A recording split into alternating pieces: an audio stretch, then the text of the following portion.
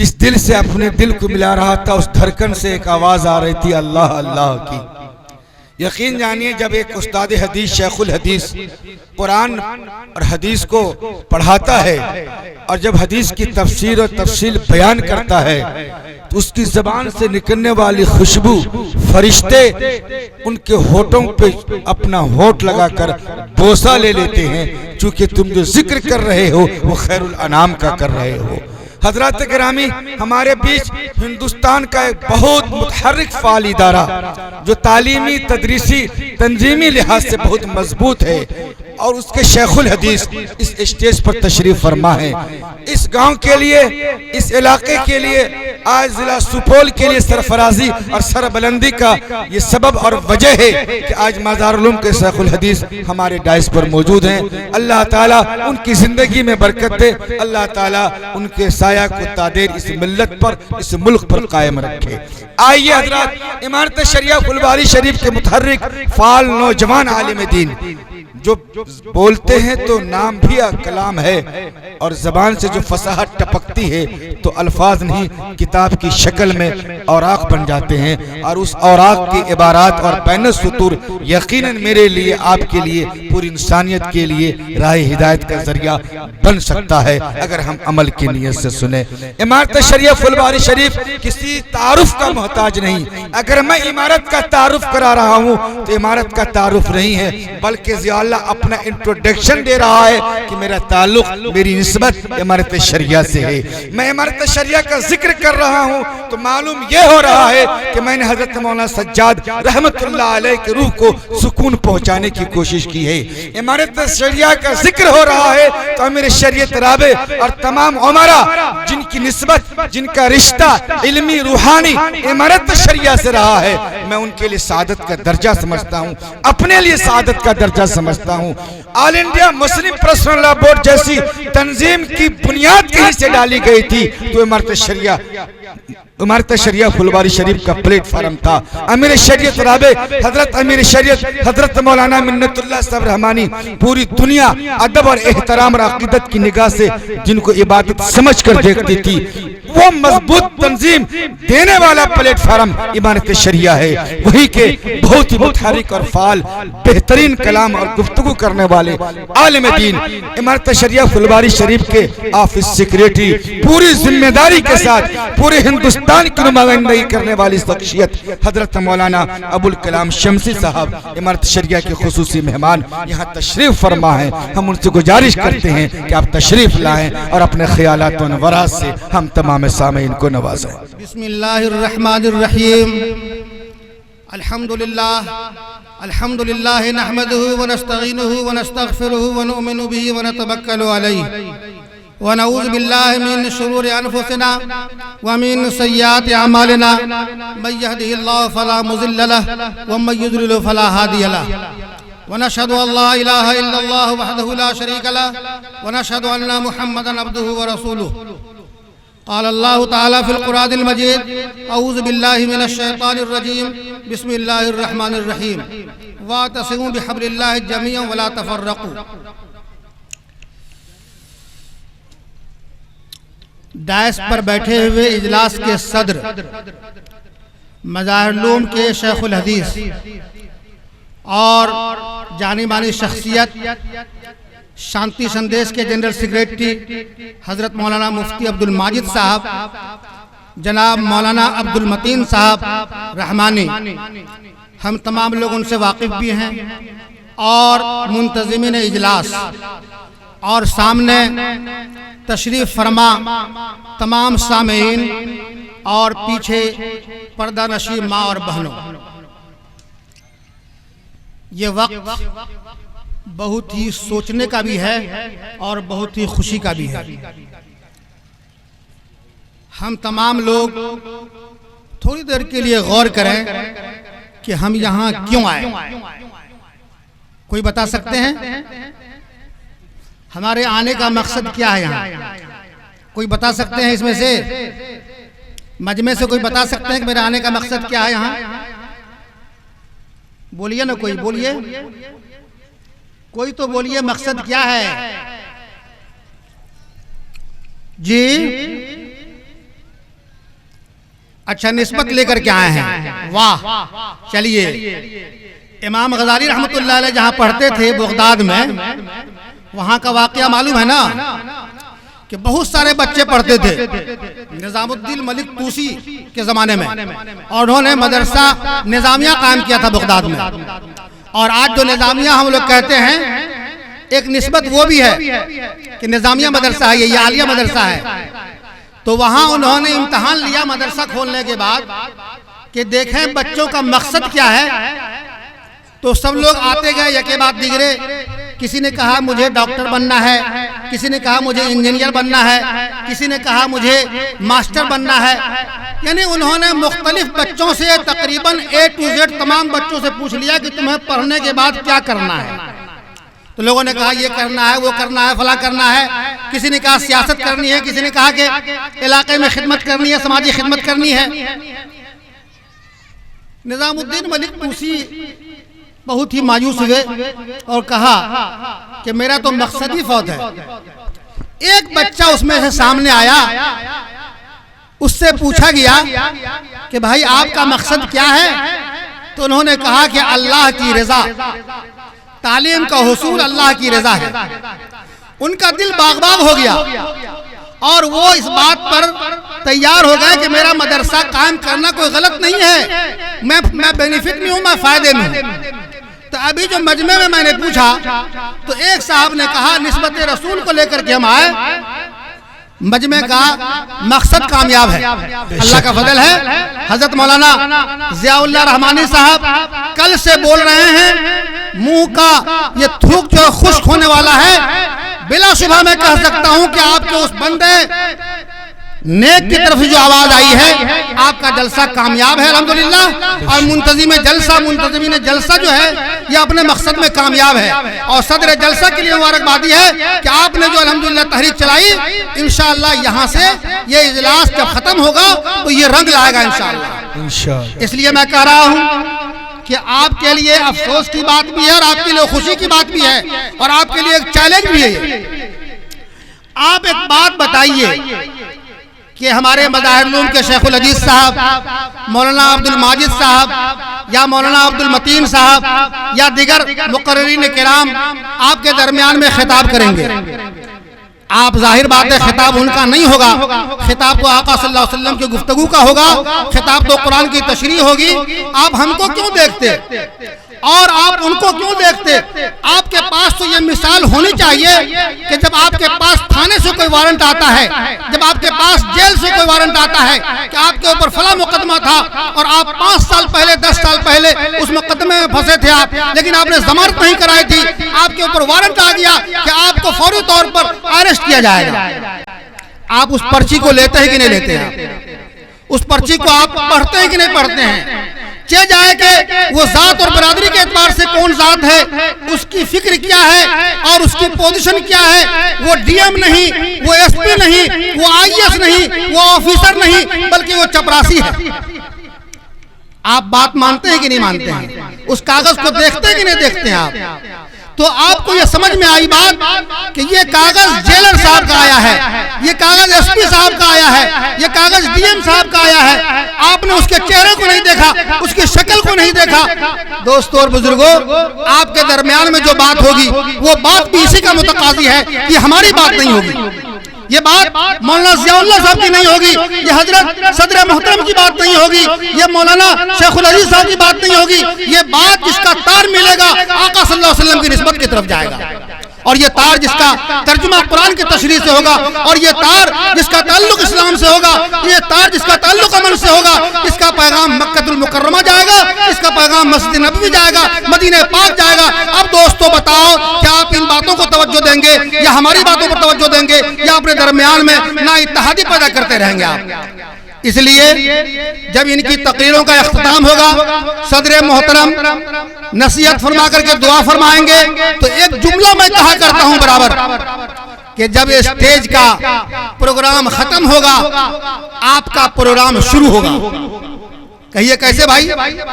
کہ تقریر تو کرنے والے چلے گئے، لیکن تقریر جو 7 گھنٹے ہوئی اور 2 دن ہوئی، اس کا خلاصہ یہ ہے کہ آپ کو سال بھر اس پر کام کرنا ہے. سال بھر، تاکہ آنے والے سال جو ہے پھر مولانا ضیاء اللہ صاحب کی تقریر ہوگی اور پھر ایک اجلاس ہوگا اس میدان میں، اور آپ کو اس سال جائزہ لینا ہوگا، محاسبہ کرنا ہوگا کہ گزشتے سال ہم نے کن کی باتوں کو سنا تھا اور کتنی باتوں کو اپنے دل میں بٹھایا ہے۔ تو آپ تمام لوگ ایک دم دل سے یہ بات بولیں، کوئی رسمی بات نہیں ہے، اور یہ بات میں اس وجہ سے کہہ رہا ہوں کہ آج پوری دنیا تقریر کو سننے میں لگی ہوئی ہے، لیکن اگر دیکھا جائے تو ایک گھر کا معاملہ حل نہیں ہو رہا ہے۔ کیوں بھائی؟ کیونکہ آپ تو طبیعت میں پورے بھراس کو بھر کے آئے ہیں، اور یہ خالی نہیں ہے۔ خالی اگر ہو تب آئے گا، اور اگر خالی نہ ہو تو ہمارے مجمع میں کوئی یوٹیوب کے ذریعے، کوئی موبائل کے ذریعے ہماری تقریروں کو ٹیپ کر رہا ہوگا، لیکن اس میں جب نہیں بیٹھائیے گا آپ تو آپ کو اس کا پتہ کیسے چلے گا اور اس کے اوپر عمل کیسے کریں گے آپ؟ ارے تقریر تو جمعہ میں بھی ہوتی ہے، تقریر تو نماز میں بھی ہوتی ہے، تقریر کا اجلاس کا تو ہر سال ہونا، ہر 3 مہینے پر ہوتے رہنا، یہ تو ایک رہل سہل ہے تاکہ آپ کو کام کرنے میں آسانی ہو۔ خدا نہ خواستہ میموری میں کوئی بات نکل گئی اور میموری سے کوئی بات ہٹ گئی تو میموری میں وہ بات فوراً آ جائے۔ یہ ہمارے علماء ورثۃ الانبیاء جو ہیں، انبیاء کے وارث ہیں، یہ تو وقفے سے آپ کو بات بتاتے رہیں گے کہ آپ کو یہ کام کرنا ہے، آپ کو یہ کام کرنا ہے، آپ کو یہ کام کرنا ہے، لیکن چلنا تو ہے ہم تمام لوگوں کو اس پر۔ تو کیا ہم لوگ ہاتھ اٹھائیں تو کہ جب جلسہ ختم ہوگا تو اس پر کارروائی ہوگی؟ الحمدللہ، اللہ کا فضل ہے۔ دیکھیے ابھی میں نے یہ کہا، بھائی آپ لوگ بھی آ جائیے نا آگے سامنے میں، آپ لوگ آ جائیے نا، کیا ہم سے کوئی دشمنی ہے کیا؟ مولانا ضیاء اللہ صاحب آئیں گے تبھی آپ بیٹھیے گا؟ ارے بھائی ہم بھی تو کہا نا کہ وہی بات ہو رہی ہے۔ مولانا عبد المتین صاحب کی تقریر تو بہت زبردست ہوتی ہے، ان کے سامنے میں تو بچے ہیں لوگ۔ بھائی تشریف لائیے، آپ آگے آئیے نا، آگے رہیے گا، آگے کا معاملہ آئے گا۔ آپ کو پتا ہے نا صف بندی میں جب بخشائش کا معاملہ ہوگا تو پہلے امام کے بعد کون صف ہوگا؟ پہلے دائیں طرف کا ہوگا، پھر بائیں طرف کا ہوگا، پھر اس کے بعد سلسلہ چلتا رہے گا۔ تو مقرر جو صدر محترم کے سامنے بیٹھ کر کے، یہ بھی بے ادبی ہے لیکن چونکہ حکم حضرت کا کرسی پہ بیٹھ جاؤ، میں بیٹھ گیا۔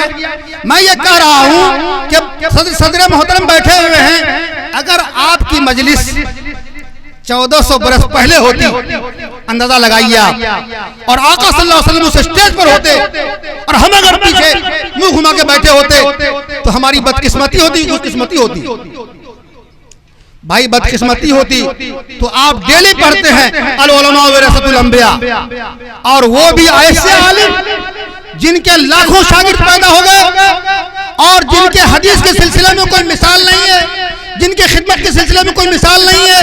آپ تمام لوگ جانتے ہیں جو روحانی اور تعلیمی مرکز ہے جامع رحمانی خانقاہ کو کون نہیں جانتا، جہاں سے دل کا بھی معاملہ حل ہوتا ہے اور جہاں سے تعلیم کی بھی الحمدللہ بھرپائی ہوتی ہے، اور جہاں دل اور دماغ دونوں ٹھیک ہوتا ہے وہاں کے الحمدللہ باوقار استاد، باوقار شیخ الحدیث، اور ان کے فیوز کا معاملہ پورا علاقہ ہی نہیں بلکہ بہار اڑیسہ ہی نہیں بلکہ پورا ہندوستان کا ہی ہے، ہندوستان سے باہر بھی الحمدللہ ان کا پھیلا ہوا ہے۔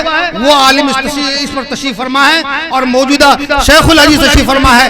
آپ حضرات خود اندازہ لگائیے، آقا صلی اللہ علیہ وسلم کے یہ وارثین ہیں اور وہ سامنے بیٹھے ہوں اور آپ پیچھے منہ چڑھا کر کے بیٹھے رہیں، ہمارا نام لسٹ سے کٹ جائے گا۔ اس لیے میں ابھی بھی کہہ رہا ہوں نوجوانوں سے، آپ تشریف لے آئیے بابو، آپ آ جائیے ادھر، میں کہہ رہا ہوں آئیے ادھر، آئیے ادھر، آپ ہی کو میں کہہ رہا ہوں، پینٹ شرٹ والے کو میں کہہ رہا ہوں ادھر آئیے نا، آئیے تشریف لائیے۔ اب کیا کیجیے گا، ہاتھ پکڑ کے بلاوے آپ کو ہم؟ ارے بھائی تقریر تو ہوگی، اور تقریر تو حضرت کی ہوگی، ہماری کیا تقریر سنیے گا بھائی، ہماری تو گفتگو سنیے اور بدلنے کی کوشش کیجیے ہمارا۔ آج ہم لوگوں نے نعرہ دیا ہے، کیا نعرہ بھائی؟ اتحاد المسلمین کانفرنس۔ ہم تو سوچا تھا کہ اتحاد المسلمین والہندوین یہ ہوتا تو اچھا تھا۔ ارے مسلمانوں میں اتحاد، ارے اللہ نے قرآن میں فرما دیا وَاعْتَصِمُوا بِحَبْلِ اللَّهِ جَمِيعًا وَلَا تَفَرَّقُوا۔ اندازہ لگائیے آپ، قرآن کا جملہ آپ کو سمجھ میں نہیں آتا لیکن آپ کو بیگن کی قیمت سمجھ میں آتی ہے، آپ کو گوبھی کی قیمت سمجھ میں آتی ہے، اور آپ کو ظاہر بات ہے آپ کا دماغ تو گوبھی تک چلے گا، آپ کا دماغ آلو تک چلے گا۔ آپ چونکہ جوہری نہیں ہیں اس لیے سونا اور چاندی کی طرف نہیں چلے گا۔ وہ تو سمجھے گا ایک ڈھیلا کسی کے پاس لے کر کے جاؤ اور اس کو بیگن والے کو کہہ دو، آلو والے کو کہہ دو، اور کوبی والے کو کہہ دو کہ میرے پاس یہ سونے کا ڈھیلا ہے تو 5 لاکھ کا ہے، مجھے تم 5 کلو آلو دے دو، مجھے 5 کلو بیگن دے دو، اور مجھے 5 کلو پرول دے دو، مجھے 5 کلو آلو دے دو، اور یہ ڈھیلا لے لو۔ وہ آدمی کہے گا کہ آپ کا دماغ گھسک گیا ہے، آپ کا دماغ گھسک گیا ہے۔ کیوں کہے گا؟ چونکہ وہ جوہری نہیں ہے، وہ 5 لاکھ کی قیمت نہیں جانتا، وہ تو چاہتا ہے کہ آپ سے جو سامان لیا ہے 150 کا ہوتا ہے تو 150 دے دو، چونکہ اس کے پاس 150 کی حیثیت ہے، 150 کی اہمیت ہے۔ لیکن وہی آدمی پہنچتا ہے جوہری کے پاس، سونار کے پاس پہنچتا ہے، وہ کہتا ہے بھائی یہ سامان تم کو 4 لاکھ میں ہم لیں گے۔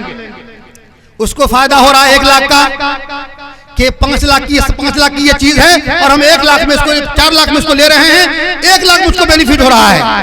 اندازہ لگائیے آپ، وہ فائدہ سمجھا تو اس کی قیمت لگایا، آپ فائدہ سمجھے تو بیگن اور آلو اور اسی طریقے سے گوبھی کی قیمت لگا رہے ہیں۔ آپ نے قرآن کے اس جملے کو نہیں پڑھا، وَاعْتَصِمُوا بِحَبْلِ اللَّهِ جَمِيعًا وَلَا تَفَرَّقُوا، کہ اللہ کی رسی کو مضبوطی سے پکڑ لو اور آپس میں نا اتفاق مت بنو، آپس میں منتشر مت ہو۔ لیکن ہم اور آپ تو مسلمانوں کے صف میں اتحاد نہیں ہے۔ کہاں سے گفتگو کیجیے گا اتحاد کیا؟ چھوڑیے آپ بین الاقوامی سطح کے مسلمانوں کی حالت، آج تو ہر آدمی ایک پیچھے لگا ہوا ہے، ایک دوسرے کے دشمن بنا ہوا ہے، اور ایک ملک کا آدمی دوسرے ملک کے مسلمانوں کو کمزور کہتا ہے، اور وہ کہتا ہے کہ یہ میرے برادری سے نہیں ہے۔ یہ تو رہنے دیجیے آپ۔ شیعہ، سنی، دیوبندی، بریلوی، اہل حدیث، یہ بھی اپنے جگہ رہنے دیجیے آپ۔ یہ تمام اختلافات اپنی جگہ پر، لیکن کیا اختلاف ہمارے گھر میں نہیں ہے؟ بولو مسلمانوں، ہمارے اختلاف ہمارے بیٹے اور بہو کے اندر نہیں ہے؟ کیا یہ اختلاف ساس اور بہو میں نہیں ہے؟ کیا یہ اختلاف بیٹا اور باپ میں نہیں ہے؟ کیا یہ اختلاف چچا اور بھتیجے میں نہیں ہے؟ کیا یہ دنیا کی باتیں کیوں کرتے ہو؟ پیٹ میں درد اگر میرے کو ہے تو میں یہ کہوں گا کہ مجھے ڈاکٹر کے پاس لے چلو، میں یہ نہیں کہوں گا کہ مولانا ضیاء اللہ صاحب کے پیٹ میں درد ہے اس لیے مجھے بھی کم ہونا چاہیے اور درد محسوس نہیں ہونا چاہیے۔ آپ اگر ایسا کرتے ہو اور یہ کہتے ہو کہ دنیا کے تمام لوگ پیٹ کے درد میں کنگ فہد ہاسپٹل میں مبتلا ہیں، IGMS میں مبتلا ہیں، ایمس میں مبتلا ہیں، آپ کو پریشان ہونے کی ضرورت نہیں ہے۔ اندازہ لگائیے، مریض آپ کو کہے گا کہ یہ پاگل ہو چکا ہے، میں کہہ رہا ہوں کہ میرے پیٹ میں درد ہو رہا ہے، اور یہ کہہ رہا ہے کہ پوری دنیا کے لوگ پیٹ کے مرضوں میں ملوث ہیں، اس لیے آپ کو بہت زیادہ فکر کرنے کی ضرورت نہیں ہے، بلکہ یہ کہے گا کہ مجھ کو ڈاکٹر کے پاس لے چلو، کوئی انجیکشن پلا دو، اگر ہوتا تو پیٹ کو کھلوا دو، لیکن پیٹ کے درد کو ختم کرا دو۔ یہ کہے گا کہ نہیں؟ یہ کہے گا نا بھائی، اس لیے کہے گا چاہے یہاں کا ڈاکٹر ہو یا وہاں کا ڈاکٹر ہو۔ اور میں اسی جگہ ایک بات کہتا ہوں، کیونکہ اختلاف بین المسلمین اور اتفاق بین المسلمین کی بات چل رہی ہے۔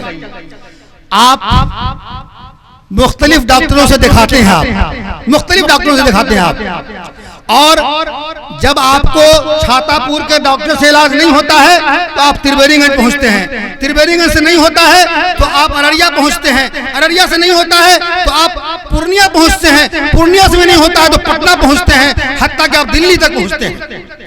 ایک ہی مرض، اور ڈاکٹر نے جو تشخیص کیا، کسی نے کہا السر ہے، پیٹ میں اگر درد ہے، کسی نے کہا گیسٹرک کی وجہ سے ہے، چونکہ صبح میں یہ کھانا نہیں کھاتے، ناشتہ وقت پر نہیں کرتے، ان کا پیٹ خالی رہتا ہے اس لیے ان کو برابر پیٹ میں درد رہتا ہے۔ کسی نے کہا کہ وہ جو گول بلادر کے نیچے میں اپینڈکس ہوتا ہے وہ ہے، لیکن اب ڈاکٹر کے پاس جاتا ہے، بڑے ڈاکٹر کے پاس، اس نے کہا تمام چیزوں کا چیک کرایا، اس نے کہا کہ نہیں، ان کو جو پیٹ میں درد ہو رہا ہے وہ ان کے گیسٹرک کی وجہ سے ہو رہا ہے۔ اچھا، ڈاکٹر نے دوا بھی لکھنا شروع کیا ہر جگہ۔ آپ کو یہ سن کر کے حیرت ہوگی کہ آپ اگر 10 ڈاکٹر کو دکھایا ہے تو 10 ڈاکٹر کی دوا بھی الگ ہو جاتی، کبھی الگ ہو جاتی ہے، نسخہ بھی الگ ہو جاتا ہے، اور اگر دوا مل بھی گئی تو یاد رکھیے دوا کا گروپ چینج ہو جاتا ہے۔ کسی نے لکھا سپلا، کسی نے لکھا رینبیکسی، کسی نے کہا کچھ۔ اب اندازہ لگائیے آپ کہ جو اختلاف بین المسلمین کی بات ہے، آپ کیوں اختلاف کرتے ہیں؟ جب ڈاکٹر کے پرزے پر آپ کو اختلاف نہیں ہے، جو مختلف کمپنیوں کی دوا لکھ رہا ہے، تو آپ علماء کے اختلاف میں کیوں پڑے ہوئے ہیں؟ آپ کیوں پریشان ہیں؟ آپ اے بھائی، ڈاکٹر نے جس طریقے سے سمجھا اس طرح وہ بتا رہا ہے، علماء ہمارے قرآن کو پڑھ رہے ہیں اور ہمارے حدیث کو پڑھ رہے ہیں، اور صحابہ کے زمانے میں جو صحابہ رسول کے سامنے تھے اور جو پیچھے میں تھے دونوں میں ہلکا سا فرق ہو گیا، لیکن متن میں کوئی فرق نہیں ہوا ہے، سمجھنے میں فرق ہو چکا ہے۔ ایسا ہوا ہے آپ نماز کے مسئلے میں دیکھیے، آپ دوسرے مسئلوں میں دیکھیے آپ کہ کہیں اتنی رکعت، کہیں اتنی رکعت، اور کہیں ایسی بات، کہیں ایسی بات، اور کہیں یہ تمام جتنے بھی اختلافات ہیں یہ فروعی باب میں ہے، فرائض میں کہیں اختلاف نہیں ہے، مین اسٹریم میں کہیں اختلاف نہیں ہے۔ اور وہاں کہا گیا کہ جب تم ڈاکٹر کے نسخے پر تم اختلاف نہیں کرتے ہو تو علماء کے ان قولوں پر کیوں اختلاف کرتے ہو، ان عملوں پر کیا اختلاف کرتے ہو، جو وہ بتا رہے ہیں اس کو کرتے جاؤ۔ یہاں پر یہ بات سمجھ میں آتی ہے کہ کلمہ واحدہ کی بنیاد پر ہم تمام مسلمان ایک ہیں، چاہے دیوبندی ہو، بریلوی ہو، اہل حدیث ہو، یا جو لوگ بھی ہو، جو بھی اللہ کو ایک مانے گا، رسول اللہ صلی اللہ علیہ وسلم کو آخری نبی مانے گا اور تمام انبیاء کرام کو مانتے ہوئے صحابہ کی قدر کرے گا، یاد رکھو وہ مسلمان نمبر 1 ہے۔ اور مسلمانوں کا کام یہ ہے کہ وہ اختلاف سے بچے، انتشار سے بچے۔ اب اندازہ لگائیے آپ کتنی بڑی بات ہے، اس لیے اختلاف کو ہرگز ہرگز ہرگز اپنے صفوں میں راہ مت دیجیے آپ۔ اور یاد رکھیے میں یہ بات کہہ رہا ہوں بار بار کہ اختلاف کو ختم کرنا ہے تو یہ دنیا کو چھوڑ دیجیے آپ۔ جس طریقے سے آپ مرض کی تشخیص یا مرض والے کو آپ کسی ایک پر نہیں چھوڑتے بلکہ اس کی کوشش کرتے ہیں کہ مرض کا ختم ہو جائے، اس لیے آپ پہلی فرصت میں آج سے جب اٹھیے گا آپ تو اپنے گھر کا جائزہ لیجیے آپ، اپنے گھر کا جائزہ لیجیے آپ، اور گھر میں دیکھیے کہ کیا آپ کے گھر میں کوئی لڑائی جھگڑا ہے۔ اگر نہیں ہے تو الحمدللہ، اور اگر ہے تو آپ غور کیجئے کہ یہ جھگڑے کیوں ہیں۔ کہیں تو جھگڑے ہیں آپ کے پاس 5 بیٹا ہے، آپ 5 بیٹے میں کسی کو زیادہ مانتے ہیں، کسی کو کم مانتے ہیں، ظاہر بات ہے اولاد سب برابر ہے۔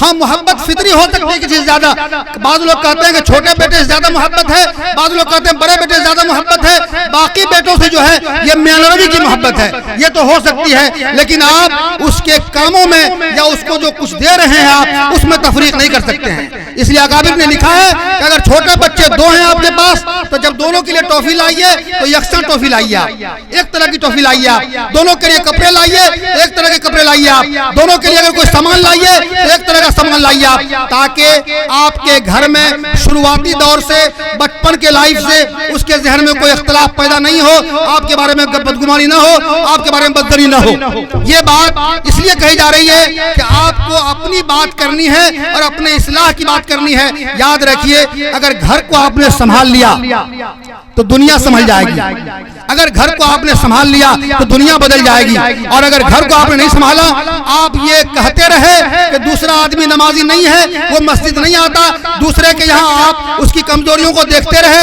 کہ اس کے یہاں ساس بہو کا جھگڑا ہے، اس کے یہاں بیٹے باپ میں جھگڑا ہے، اس کے چچا بھتیجے میں جھگڑا ہے، اور اس کو آپ ٹھیک نہیں کر سکے، اس کو آپ کسی طرح ملا نہیں سکے اور اس میں آپ ہوا دے رہے ہیں۔ یاد رکھیں یہ عمل بہت ہی برا ہے، آپ کو ان کو دیکھنے سے پہلے اپنے گھر کا جائزہ لینا ہوگا کہ ہمارے گھر میں اتحاد ہے کہ نہیں ہے۔ اگر اتحاد ہے تو الحمدللہ، اور اگر نہیں ہے تو آپ کو آج سے یہ بات کرنی ہوگی کہ ہمارے بہو کے اندر اختلاف پیدا نہ ہو۔ میں یہ پوچھنا چاہتا ہوں آپ سے کہ آپ غور کیجئے آپ کہ کیا آپ کے گھر میں ساس بہو کا جھگڑا کیوں ہے؟ اس کی بنیادی وجہ یہ ہے کہ جس دن وہ بہو آپ کے یہاں آتی ہے، آپ کے یہاں جو بیٹی بیٹھی ہوئی ہے وہ بیٹی اس کے اوپر حاکم بن جاتی ہے۔ یہ بیٹی جو آپ کی ہے اور اس کو آپ رکھ نہیں سکتے پوری زندگی، اس کو آپ بالغہ ہونے کے بعد آپ کو شادی کرنی ہے اور دوسرے گھر کے مالکن اس کو بنانا ہے، اور جب یہ بات طے ہے آپ کو تو آپ دوسرے کے بہو کو لا کر کے اپنے گھر میں نوکرانی سمجھیے گا آپ۔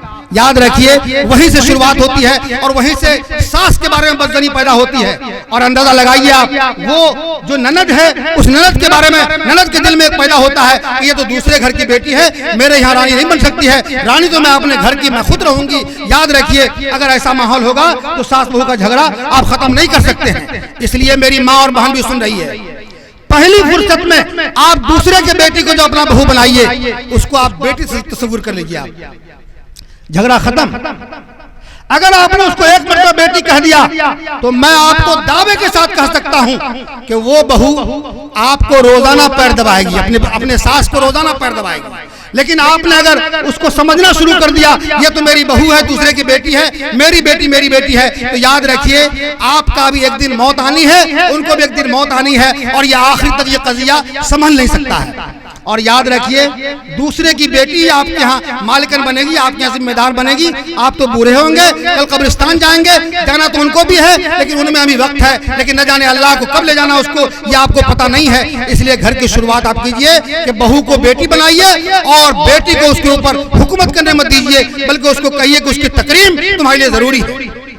آج وہی بہو جو ساس سے ناراض، سسور سے ناراض، ایک دن ناراضگی، دو دن ناراضگی، تین دن ناراضگی، پانچویں دن وہ برداشت کرنے کے باوجود اپنے شوہر سے کانا پھونکی شروع کر دیتی ہے وہ کہ آپ جس گھر میں مجھ کو لائے، آپ کا باپ مجھ کو بیٹی تصور کرنے کو تیار نہیں، آپ کی ماں مجھے بیٹی تصور کرنے کو تیار نہیں، اور میں ہر ہمیشہ نوکرانی کی طرح کام کر رہی ہوں۔ اندازہ لگائیے وہ بیٹا ٹھیک ہے، ہو سکتا ہے آپ کا لائق مند بیٹا ہو، آپ کا ادب مؤدب بیٹا ہو، لیکن ایک دن سنے گا، دو دن سنے گا، ظاہر بات ہے شریک حیات ہے، اس کے اوپر ذمہ داری ہے، پوری زندگی اس کی کفالت کرنی ہے، اس کو محبت کی دیوی بنانا ہے، اور اس کو یہ بتانا ہے کہ دنیا اور آخرت میں ہمارا انجام کیا ہوگا، اگر تمہارے ساتھ اچھی پوزیشن میں رکھیں گے تو ہمارا بدلہ جنت، ہمارے لیے جنت ہے، اور اگر تم کو ہم ستائیں گے تو یاد رکھیے ہمارا ٹھکانہ جہنم ہے، اور ایک بیوی وجہ سے وہ جہنم میں جا سکتا ہے، ایک بیوی شوہر کی نافرمانی کی وجہ سے بیوی بھی جہنم میں جا سکتی ہے۔ اندازہ لگائیے ایک دن ہوا، دو دن ہوا، تین دن ہوا،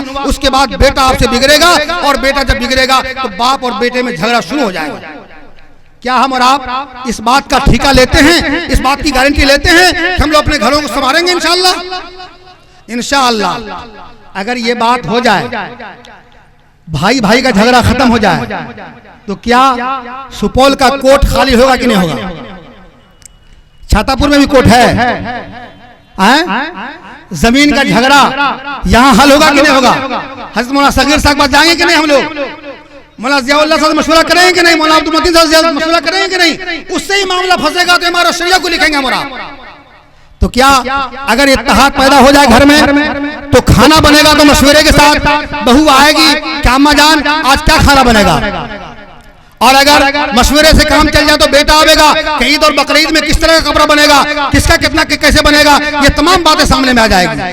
اور بھائی بھائی کا اگر اختلاف ختم ہو جائے تو یاد رکھیے پھول برسے جائیں گے اور پھول کھلیں گے، اور اس سماج کی ایک حیثیت یہ ہوگی کہ یہ کہا جائے گا کہ یہ اسلامی گھرانہ ہے، یہ مسلمان کا گھر ہے، کہ مسلمان سے کسی کو تکلیف نہیں پہنچ سکتی ہے، اور اگر تکلیف پہنچے تو آپ یاد رکھیے اتحاد بین المسلمین کا پرچہ لگائے ہوئے ہیں۔ آپ ایک گھر میں اگر 5 افراد ہیں تو 5 انگلی کے برابر آپ کو رہنا ہوگا، کسی کو کنگولیا انگلی بننی پڑے گی، کسی کو یہ انگلی بننی پڑے گی، کسی کو یہ بننا پڑے گا، کسی کو یہ بننا پڑے گا، کسی کو یہ بننا پڑے گا۔ اگر آپ نے اسی انگلی کو برابر کر دیا، اسی کو برابر کر دیا تو یاد رکھیے اس میں اتحاد پیدا نہیں ہو سکتا ہے۔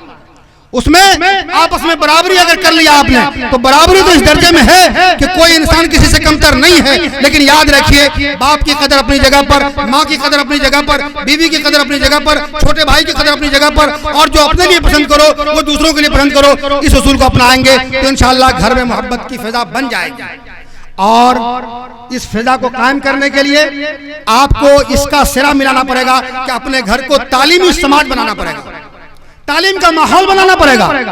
آپ کو یہ دیکھنا ہوگا، اگر میں اسی درمیان میں ایک بات پوچھوں آپ سے تو تمام لوگوں کے منہ لٹک جائیں گے۔ ابھی میں نے ایک جگہ پوچھا تھا تو سب لوگ ہکا بکا رہ گیا کہ مولانا کیا پوچھ دیا۔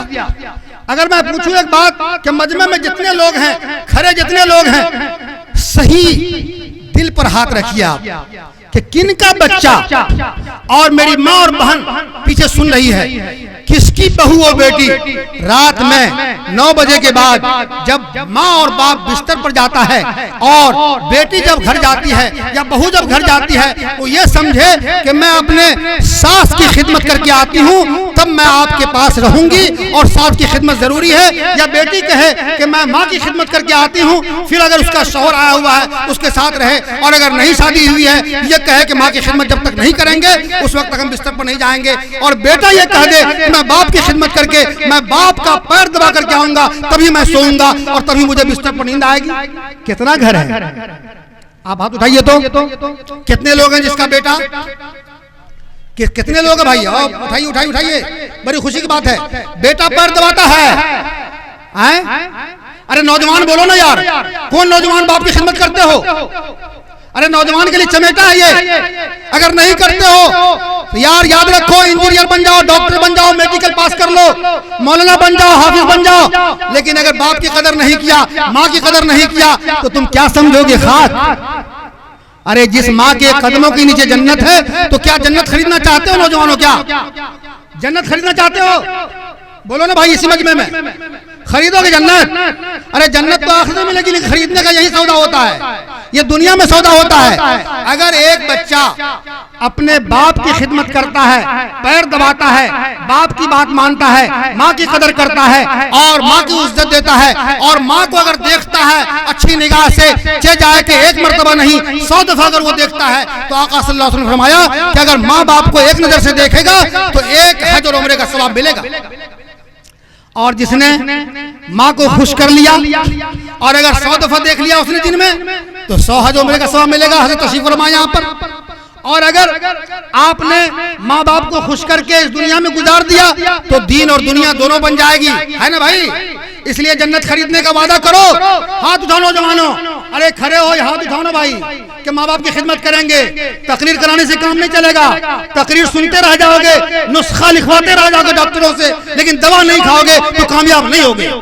بالکل میں دعوے کے ساتھ کہتا ہوں، تم 10 ڈاکٹر سے نسخہ لکھوا لو، سب کو پرچی میں رکھتے جاؤ، آخری میں چلے جاؤ ایمس، وہاں لکھوا لو کہ آپ کو بڑا پرزہ میرے پاس مل گیا، دوا مت لو، اور دوا اگر لے لیا اس کو طریقے سے مت کھاؤ، اس نے جو پرہیز بتایا اس کو مت سیکھو، اس کو مت اپنا اپلائی کرو اپنی زندگی میں، اور یہ کہو کہ ہم تو شفا پا جائیں گے۔ یاد رکھو تمام لوگوں میں کھول کے کان کھول کے سنو کہ جو آدمی ایک پرزہ نہیں 50 پرزہ ڈاکٹر کا لکھوا کے رکھ لے اور وہ دوا نہ لے اور دوا کے بعد کھائے نہیں اور وہ یہ کہتے کہ میں شفا یاب ہو جاؤں گا، تو دنیا کا کوئی آدمی یہ نہیں کہے گا کہ آپ شفا یاب ہو جائیں گے۔ اس لیے تقریر سنو کم، عمل کرو زیادہ۔ اس لیے یاد رکھو، اور اتحاد بین المسلمین کی ایک مثال میں آپ کو پیش کروں کہ یاد رکھو جب آپ کے اندر اتحاد پیدا ہوگا، اور اتحاد کیا صرف مسلمانوں میں اتحاد ہو رہی ہے، ارے ہم وطن بھائی ہیں، اگر آپ کے باپ کے دوست ہیں تو وہ بھی آپ کے چچا ہیں۔ یہ کہاں کہا گیا کہ عبداللہ ہی آپ کا چچا ہے؟ ارے رام پرکاش ہے وہ بھی آپ کا چچا ہے۔ اور کہا گیا کہ اگر والد کا انتقال ہو گیا اور دل میں قلق رہ گیا کہ میں نے والد کی قدر نہیں کیا، میں نے والد کی خدمت نہیں کیا، تو کہا کہ اپنے چچا کو پہچان لو، اپنے ان کے دوست جو ملنے جو لوگ ہیں اگر وہ بھی نہیں ملتے ان کو پہچان لو کہ بھائی اگر یہ بھی نہ ملے تو جو پڑوسی کے لوگ ہیں جو ان سے ملتے تھے، چاہے عبداللہ صاحب ملتے تھے، رام پرکاش جی ملتے تھے، رام کشور جی ملتے تھے، اور ان کو کھوجو تم دنیا میں کہ وہ کہاں ہیں، اور ان ایسے لوگوں کی قدر کرو۔ یاد رکھو ماں باپ کی قدر کرنے والا، ماں کی عزت کرنے والا، ان کی خالہ کی قدر کرنے والا اس صف میں آ جائے گا۔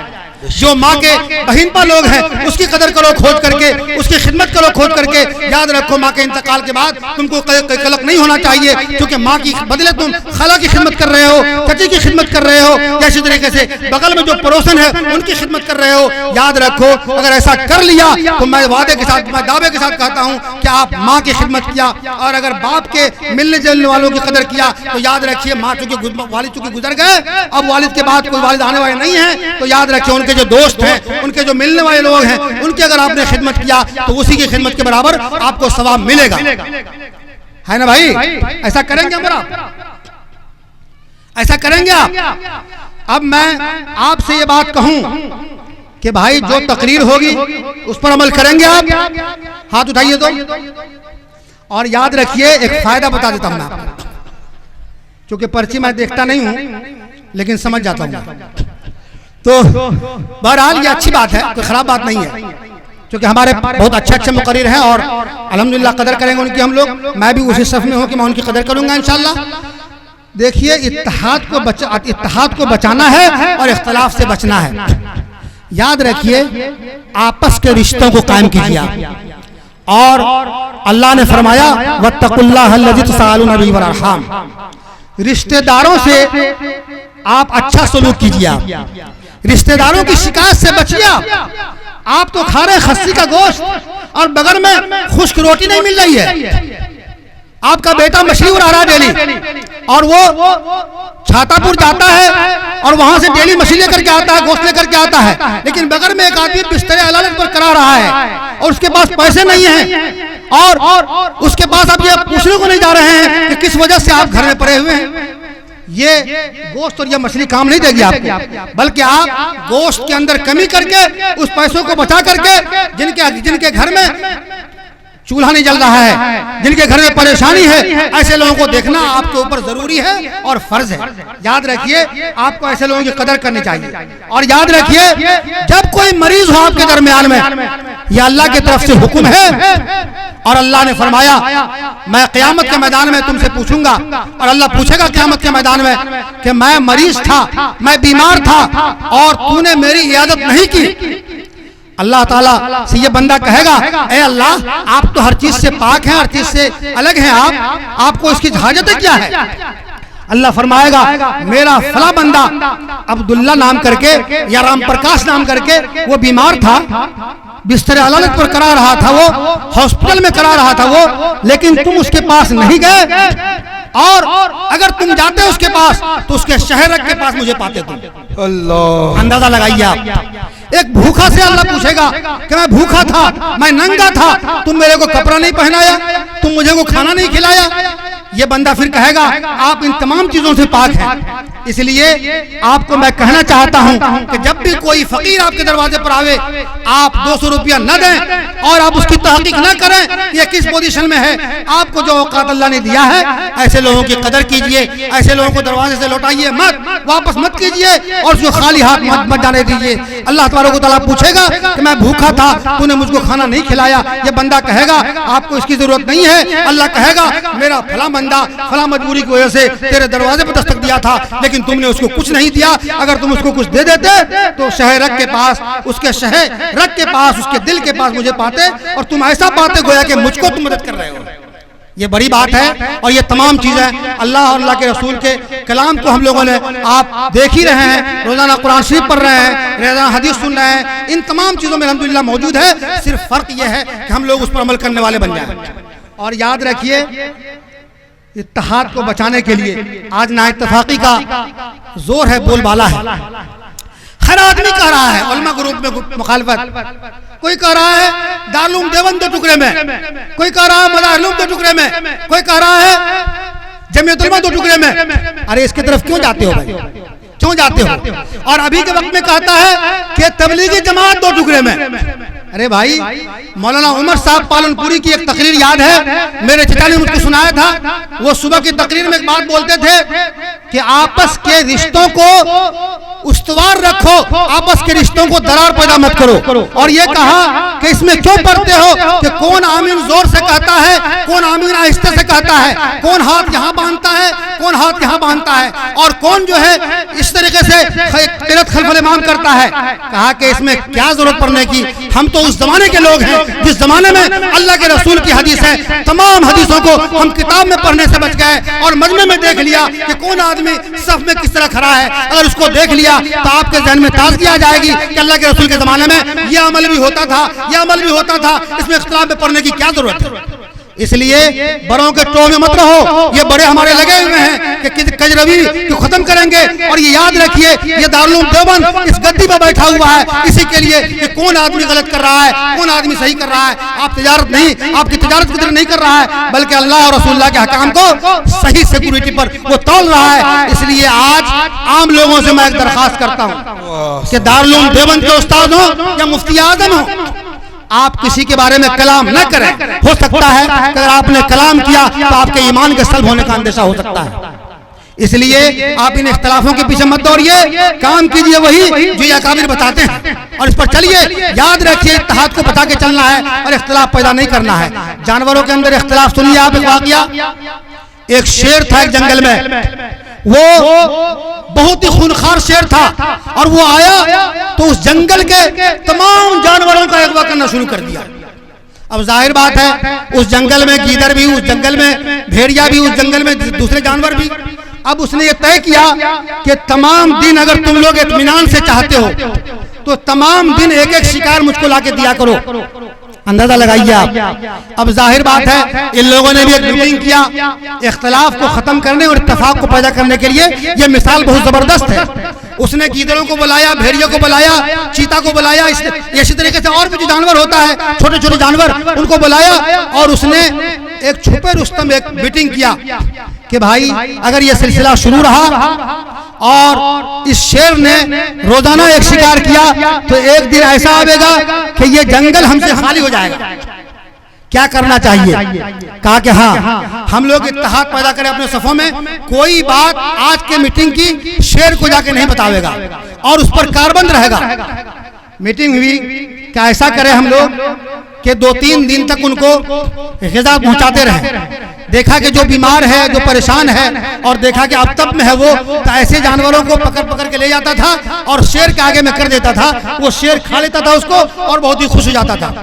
ایک دن ایک گیدڑ پہنچا، اس نے آدھا گھنٹہ لیٹ کر دیا، اس نے یہ کہا کہ بھائی آج تم کو آدھا گھنٹہ لیٹ کیوں ہوا؟ مجھے بھوک لگ گئی اور مجھ کو پریشانی ہو گئی بہت زیادہ۔ کہا کہ سرتاج بادشاہ سلامت، آپ ہی کے ایک برادر اس میں تشریف لائے ہوئے ہیں، اور انہوں نے جب میں آپ کے پاس آ رہا تھا تو انہوں نے مجھ کو روک لیا اور مجھ کو کہا کہ میں تمہارا شکار کروں گا، لیکن میں نے یہ کہا کہ نہیں، میرے بڑے آقا جو ہیں وہاں تشریف فرما ہے، میں تو شکار کے لیے ان کو جا رہا ہوں اور وہ میرا شکاری کریں گے۔ چنانچہ اس نے آدھا گھنٹہ مجھ کو لیٹ کر دیا، میں بھاگ کر کے آپ کے پاس آیا۔ اس شیر کو جذبات میں غصہ آیا، اس نے کہا اچھا اس شہر میں، اس جنگل میں کوئی میرا اپوزٹ بھی آ گیا ہے؟ اس نے کہا ہاں آ گیا ہے۔ کہا کہاں ہے وہ؟ ایک جنگل میں ایک ندی بہ رہی تھی، اس کے اوپر ایک پل تھا، ظاہر بات ہے پانی بہت زیادہ تھا اس میں۔ اس گیدڑ نے یہ کہا، اس کے دماغ کا دانت دیجیے ہم اور آپ، اس نے کہا کہ وہ اس پل پر رہتا ہے، وہیں بیٹھا رہتا ہے جہاں ہم لوگ کراس کرتے ہیں۔ یہ جنگل میں وہ ندی میں اس شیر کو لے گیا، اس نے کہا چلا جائے آقا، اب وہاں دیکھیے اس کو ختم کیجئے، نہیں تو آپ کو شکار ملنے والا نہیں ہے، وہی روک لیتا ہے۔ جب وہ گیا وہ شیر اس ندی کے پل پر، تو کہا کہاں ہے جی؟ تو کہا کہ حضور نیچے دیکھیے آپ۔ ظاہر بات ہے پانی میں تو چشمہ کی طرح اوپر میں جو نیچے چیز ہوتی ہے وہی اوپر دکھتی ہے۔ اس نے کہا کہ ٹھیک سے دیکھیے آپ۔ اس نے آنکھ گرار کے دیکھا تو دیکھا کہ نیچے جو ہے شیر وہ بھی آنکھ گرار کے دیکھ رہا ہے۔ کہا کہ اچھا یہ تو صحیح معنی میں تم کہہ رہے ہو کہ میرے جنگل میں وہ بادشاہ بن گیا، اور ایک جنگل میں 2 بادشاہ نہیں رہ سکتا۔ اس نے ایک دفعہ دیکھا، 2 مرتبہ دیکھا، جیسے جو گراتا تھا وہ شیر کی ادھر سے تصویر اسی طرح آتی تھی، اس نے چھلانگ لگا دیا۔ ظاہر بات ہے اس ندی میں پانی بہت تھا، جس میں وہ گرا، شیر کیوں رہے گا، اس کی تصویر نیچے جا رہی تھی۔